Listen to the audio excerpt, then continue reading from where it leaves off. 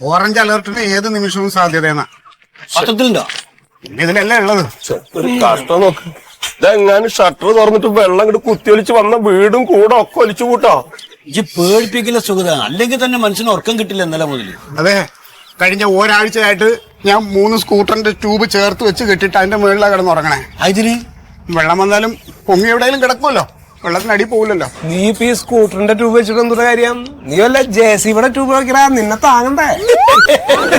അതെ, ഇവനതൊക്കെ പറയാം. ഒറ്റത്തടിയാണേ, നമുക്ക് കുടുംബമുണ്ട്, അവരെ രക്ഷിക്കണ്ടേ. ഞാൻ ഒറ്റത്തടിയാണെങ്കിൽ എനിക്ക് ഞാനില്ലേ. അല്ല, സംഭവം ഉള്ളത് തന്നെ കേട്ടോ. നമ്മളാ ദാമോരട്ടം വന്നിട്ട് എന്റെ പേരിലും വന്ന് പറഞ്ഞിനി പെട്ടെന്ന് ഒഴിഞ്ഞു പോയിക്കോ പോയിട്ടോ. എന്തുട്രാ ഈ പറയണത്? നിങ്ങൾക്ക് എന്തുട്ട് പേടി തുറമാണ്ടാ? ഇതൊക്കെ ഞാൻ പറഞ്ഞത് നിങ്ങക്ക് 92-ല് അന്ന് ഞങ്ങളുടെ ഫാമിലി കുടിയേറി പാർത്ത സമയമാണത്. നിങ്ങളൊന്നും ഇവിടെ എത്തിയില്ല.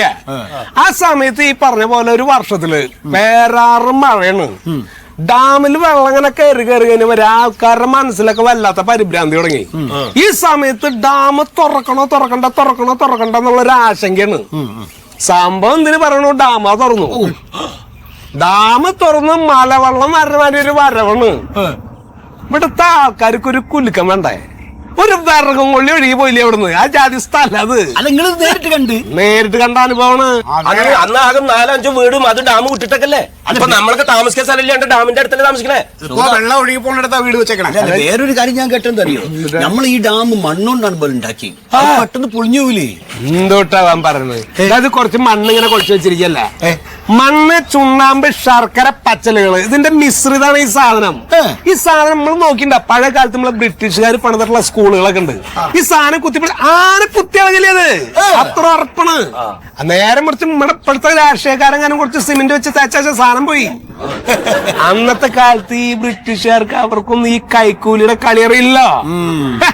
ഇന്ന് നമ്മുടെ രാഷ്ട്രീയ കളി അതിൽ കയറിയിട്ടുണ്ടെങ്കിൽ സാധനം അപ്പൊ പൊളിഞ്ഞ് പാളീസായിന്ന് വെച്ചാൽ മതി. അല്ല, അപ്പൊ അങ്ങനെ വരുമ്പോ നമ്മുടെ ഈ സർക്കാർ അല്ല രാജിവെക്കേണ്ടത്.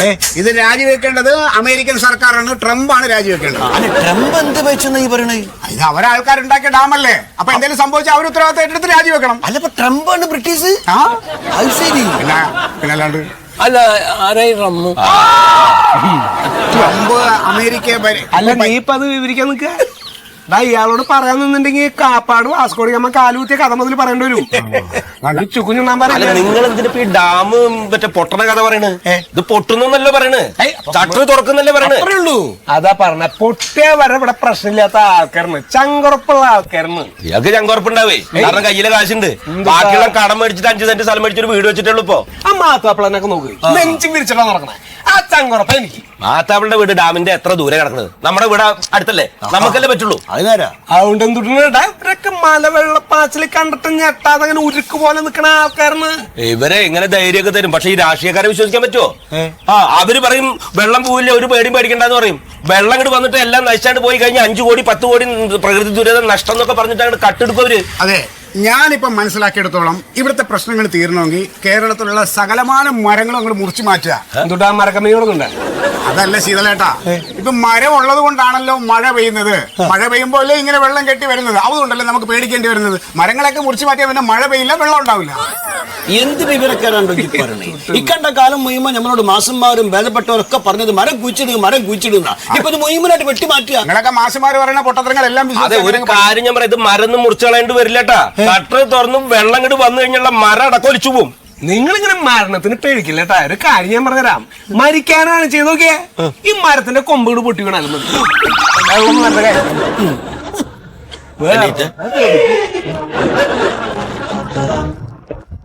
ഉദാഹരണം പറഞ്ഞതാ. ഗുളിക നിൽക്കണ സമയമാണെങ്കിൽ ചിലപ്പോ ഉദാഹരണം പറയണ സത്യമാവും. പിടിക്കണോ? അത് പേടിക്കാനില്ല, ഓറഞ്ച് അലർന്നത് പേടിക്കാന്നില്ലേ. അതെ, ഇനിയിപ്പോ ഏത് നിമിഷം മറ്റേ ഷട്ടർ തുറക്കൂട്ടാ, കുത്തിയൊലിച്ചു പോ. ഞാൻ എങ്ങനെ താമസം മാറാ? നീ ഒന്ന് ബഹളം ഉണ്ടാക്കാണ്ടിരിക്കേണ്ട ഒരു സുഖത. ഇത് കഴിഞ്ഞ റെഡ് അലർട്ട് ഉണ്ട്. ആ സാധനം വരുമ്പോഴാണ് ഇത് ചെറുതായിട്ടൊന്ന് തുറന്നു വിടേണ്ട കാര്യം വരുന്നുള്ളൂ. എപ്പോഴാണ് നിറഞ്ഞിട്ട് തുറന്നു വിടാന്ന് പറയാൻ പറ്റുമോ? നിങ്ങൾ എന്തുട്ട് പേടിയത്? അതെ, നിങ്ങളെക്കാൾ പേടിച്ചൂരാണ് എന്റെ ഭാര്യ. അവളിപ്പോ ആകെ കിടന്ന് കാര് പിടിക്കണ്ടാവും. ഞാൻ പോയി സമാധാനിച്ചിട്ട് വരണ. ചങ്കുറപ്പുണ്ടാക്കി, ചങ്കുറപ്പ്. ചങ്കുറപ്പ് എങ്ങനെ നമ്മൾ ഉണ്ടാക്കുന്നത്? സൂക്ഷിക്കാൻ വേണ്ടിട്ടാണ്. സുധേട്ടാ, ഇവിടെ എവിടെയെങ്കിലും ഈ JCBയുടെ ട്യൂബ് കിട്ടുന്ന സ്ഥലം അറിയാമോ? ഇവിടെ ചുബന്റെ ലാലുവിന്റെ കടയിൽ കിട്ടും. ലാലുവിന്റെ കടയിൽ കിട്ടും.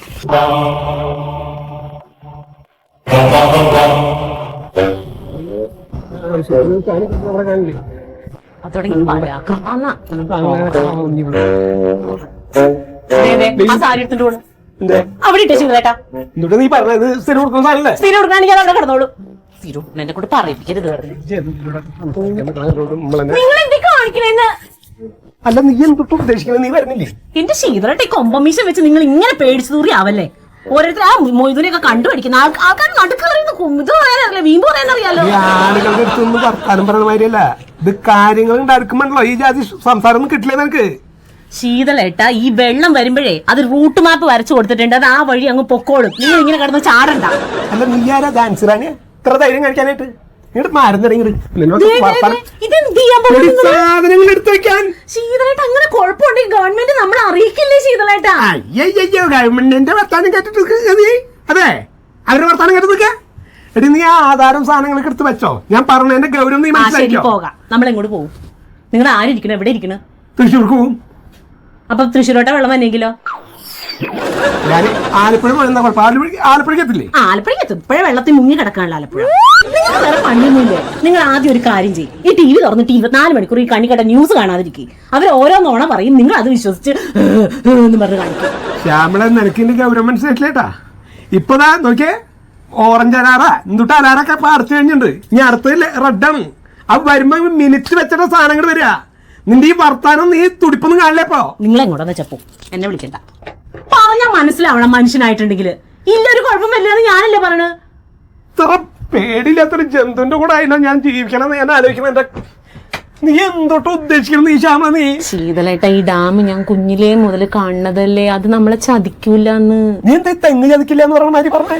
ഇപ്പോഴത്തെ സ്ഥിതി എന്താ പറയുന്നത് നിനക്ക്? നീ ആരെ വിശ്വസിച്ച് നിൽക്കണോളെ? മനുഷ്യന്മാരുടെ ആട്ടിയും കാലം വരച്ചിട്ട് വയ്യാന്ന് ഒരു സമാധാനം കിട്ടല്ലേ? വാർത്ത കേട്ട അന്ന് മുതൽ വിഷമിക്കണേ. ആളുകളുടെ ഇടയിൽ ഒരു ധൈര്യം കിട്ടാൻ വേണ്ടിട്ട് ഓരോന്നിങ്ങനെ വിളിച്ചു പറയണമെന്നല്ലാണ്ട് ജീവനങ്ങൾ പോകുമ്പോ നിനക്കറിയില്ലേ? ശ്വാസം മുട്ടിയാണ് ചാവും. എന്തായാലും ചാവും.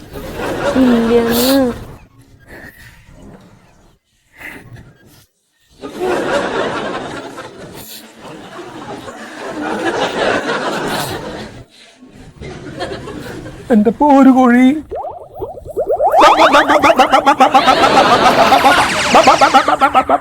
നിങ്ങളൊരു പേടിത്തോണ്ട്.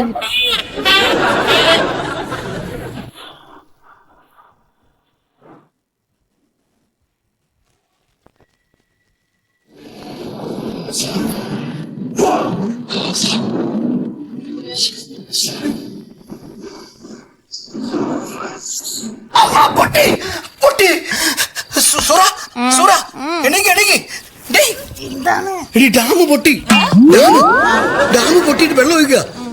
ഞാൻ സ്വപ്നം കണ്ടതാ. എന്റെ ഉമ്മേ എല്ലാരും ഒഴിക്കാണ്. പശു, ആടു, നായും പൂച്ചയൊക്കെ ഒഴിക്കുക. ഈ കേക്കണ്ടോ? സ്വപ്നല്ലേ? ഞാൻ കാണുന്ന സ്വപ്നം പലിക്കും സൂറ. അനക്ക് ഓർമ്മല്ലേ അന്റെ ബാപ്പ മരിക്കണ 2 ദിവസം മുമ്പ് ഞാൻ സ്വപ്നം കണ്ടല്ലേ? അന്റെ ബാപ്പ കാറിടിച്ച് മരിക്കണേ അതുപോലെ സംഭവിച്ചില്ലേ? വേഗം നമ്മളെ തുണി സാധനങ്ങളൊക്കെ എടുത്തൊരു പെട്ടി കെട്ടിക്കോ, നമുക്ക് വയനാട്ടിലേക്ക് പോവാം. സ്വപ്നം കണ്ടേ പെങ്ങളടുത്തേക്ക് പോവാ. ഇങ്ങോട്ടൊന്നും ഉറങ്ങണ്ട, രാവിലെ ആലോചിക്കാം. സൂറ നോക്ക്, ഡാമ പൊട്ടിയതിട്ടോ പടക്കല്ല. എങ്ങനെയാണ് ഈ സൈത്താനോടൊക്കെ കാര്യങ്ങൾ പറഞ്ഞ് മനസ്സിലാക്കുക? നമുക്കിനി കിടന്ന ഉറക്കം വരില്ല. എന്തൊക്കെയാണ് ദുനിയാവിൽ സംഭവിക്കാൻ പോണത്? എന്റെ റബ്ബേ, ഇത്തിരി വെള്ളം തരുമെങ്കിൽ. ഡാമിന്ന് വന്ന വെള്ളം ഒന്നും കുടിച്ചില്ലേ? കണ്ണു ചോരാത്ത വർത്താനം പറഞ്ഞ ചോറ തൊണ്ട പറഞ്ഞിട്ടാണ്.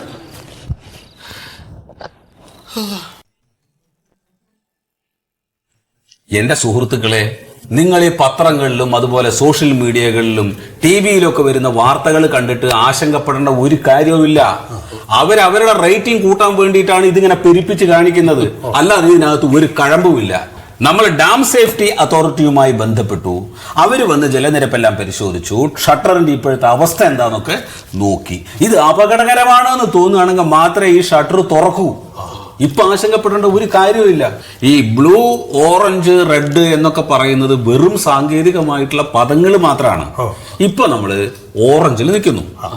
റെഡ് വരുന്നതിന് മുമ്പ് എന്തെങ്കിലും അപകടാവസ്ഥ ഉണ്ടെങ്കിൽ അതിന്റെ പരിസര പ്രദേശങ്ങളിലുള്ള ആളുകളെ നമ്മൾ വേറൊരു ക്യാമ്പിലേക്ക് ഉറപ്പായിട്ട് മാറ്റി പാർപ്പിക്കും. കണ്ടോ എന്താ മാറ്റി പാർപ്പിക്കുന്നത്? അപ്പൊ അപകടം ഉണ്ടാവുന്നല്ലേ? ഇതെന്തായാലും ഡാം തുറന്ന വെള്ളം കുത്തിയൊളിച്ച് നമ്മുടെ വീടൊക്കെ പോകും. അതിന്റെ ഒരു മുൻകരുതൽ എടുക്കുമെന്നാണ് സാറ് പറഞ്ഞത്. അതിനുള്ള എല്ലാ തയ്യാറെടുപ്പും നമ്മുടെ സർക്കാർ ചെയ്യുന്നുണ്ട്. ഇപ്പൊ നിങ്ങൾ ഈ പറയുന്ന ഡാമില്ലേ, ഇത് 1981-ലും 1992-ലും തുറന്നിട്ടുണ്ട്. അല്ല, അത് ശീതളേട്ടൻ പറഞ്ഞു. അന്നൊന്നും ഒരു കുഴപ്പമുണ്ടായിട്ടില്ലല്ലോ. കുഴപ്പമുണ്ടായില്ല. അന്നൊന്നും ഫേസ്ബുക്കില്ലല്ലോ. അല്ല സാറേ, 2403 അടി ഉയരമുള്ള ഡാമല്ലേ ഇത്? അതിന്റെ ഷട്ടർ തുറന്ന ഈ 2403 അടി ദൂരമുള്ള വെള്ളം കെട്ടിക്കണത് ഒന്നിച്ചിങ്ങോട്ട് വന്നു കഴിഞ്ഞാൽ കേരളത്തിന്റെ പകുതി മുക്കാലും താഴൂല്ലേ?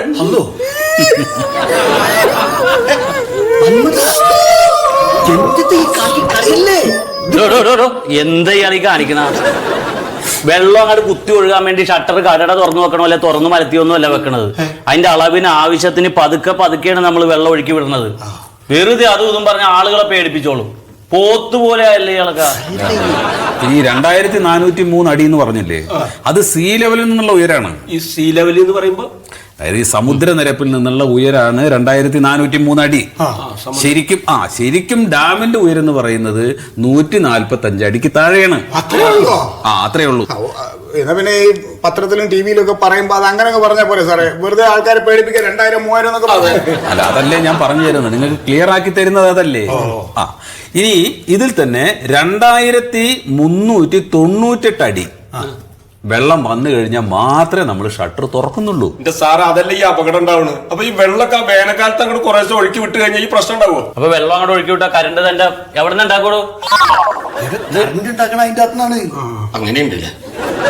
ഇരുട്ടത്തിരിക്കാനും എനിക്ക് പേടിയാ. അപ്പൊ ഇനി വേറെ ഒന്നുമില്ലല്ലോ. ശരി അപ്പൊ എനിക്കൊരു സംശയമുണ്ട്. ഈ ഡാമിനെ കുറിച്ച് പരിശോധിക്കാൻ വന്ന ഉദ്യോഗസ്ഥരെ കാര്യം പറഞ്ഞില്ലേ, അവർക്ക് ഇതിനെ കുറിച്ച് കൃത്യമായിട്ട് അറിയാവുന്ന ആൾക്കാർ തന്നെയാണല്ലോ അല്ലേ? ആയിരിക്കും അല്ലേ? അല്ല, അവർക്ക് ഇതേപ്പറ്റി ഒന്നും അറിഞ്ഞൂടാ. ഇത് വഴിയിലൂടെ പോയ കുറച്ച് ആളുകളെ വിളിച്ചു കൊണ്ടുവന്നിട്ട് ഞങ്ങൾ ആ ഡാം കൊണ്ടുപോയി നടത്തിച്ച് കാണിച്ചതാണ്. ഇത്ര നേരം പറഞ്ഞത് എന്താണ്? അല്ല സാർ, അങ്ങനെ ദേഷ്യപ്പെടുന്നു വേണ്ട. അയാളുടെ വീട് ഒലിച്ചു പോണ വിഷമം കൊണ്ടാണ് അയാൾ പറയുന്നത്. നിങ്ങൾക്കത് ഞാൻ പറഞ്ഞ് മനസ്സിലാവാത്തത്? അതെന്താ മനസ്സിലാവാത്തത്? ഞാൻ മനുഷ്യനല്ലേ, ഞാൻ ഇവിടെ താമസിക്കുന്ന ആളല്ലേ? ഇല്ല, ഇല്ല. നിങ്ങളൊരു കാര്യം മനസ്സിലാക്കണം. ഞാൻ നിങ്ങളെ പോലുള്ള ആളുകൾ എടുത്ത് രാവിലെ മുതൽ ഇത്രയും നേരം വരെ വായിട്ട് അലച്ചോണ്ടിരിക്കുകയാണ്. എനിക്ക് എന്ത് കാര്യം? അടിയിൽപ്പെട്ടെങ്ങാനും ഒഴുകിപ്പോയാലൊന്ന് പേടിച്ചിട്ടാണ്. സമാധാനമായിട്ട് ഉറങ്ങിയിട്ട് എത്ര ദിവസമായി ഇവിടെ സാറുമായിട്ട് സംസാരിക്കുമ്പോ കുറച്ച് പേടി മാറുന്നു. ഇപ്പൊ കുറെ പേടി കൂടി. നിങ്ങൾ അയാളെ വിളിച്ചോണ്ട് പോ. ഇയാളേക്ക് എന്തിനാ തഹസീൽദാർ ഓഫീസിലേക്ക് വിളിച്ചോണ്ട് വരണത്? പറ്റിപ്പോയതാ സാറേ. നോക്കൂ, ഇത് ഇത്ര പേടിക്കേണ്ട യാതൊരു കാര്യവുമില്ല. ഇത് മഴ ഉണ്ടാക്കിയിട്ടുള്ള ഒരു താൽക്കാലികമായിട്ടുള്ള ഭീതി മാത്രമാണ്. മഴ നിലയ്ക്കുന്നതോട് കൂടിയിട്ട് എല്ലാ പ്രശ്നങ്ങളും തീരുകയും ചെയ്യും, എല്ലാം പൂർവ്വസ്ഥിതിയിലാവുകയും ചെയ്യും. ധൈര്യമായിട്ട് പോകും കേട്ടോ. ശരി സാർ.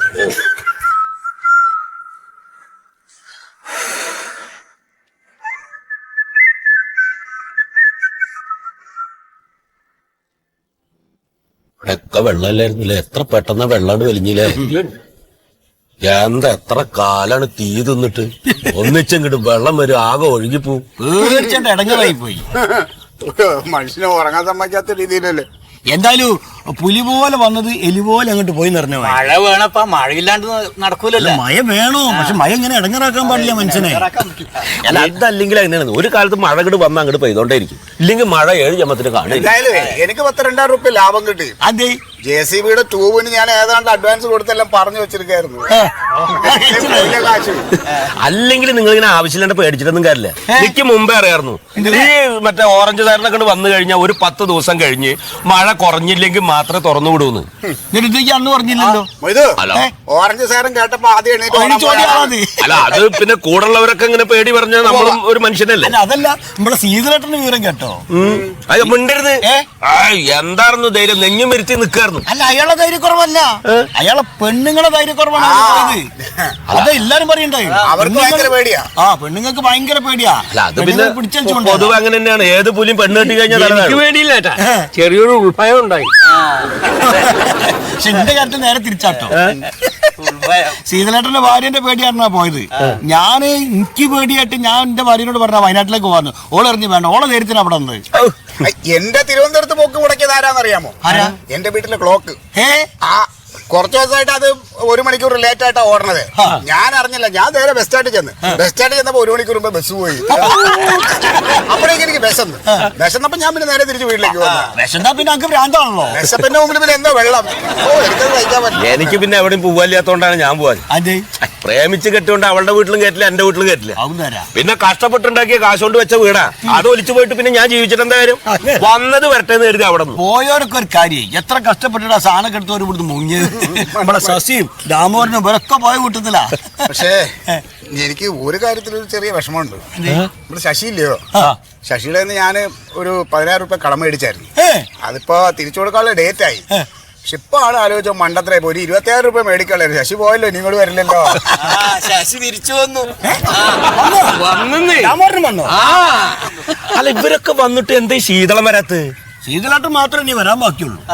അതെ, ശീതളൻ അങ്ങനെ നല്ല ചങ്കുറപ്പുള്ള മനുഷ്യനാ. അവന്റെ ഭാര്യ വിട്ടുണ്ടാവില്ല. ഉണ്ടാവില്ല, ഭാര്യന്റെ പേടിയുണ്ടാ. അയാള് കൂടെ ഉള്ളത് നമുക്കൊരു ബലാണേ. എന്തിനു മുമ്പിൽ ഇറങ്ങാനുള്ള ഒരു ചങ്കൂറ്റുള്ള മനുഷ്യനാ.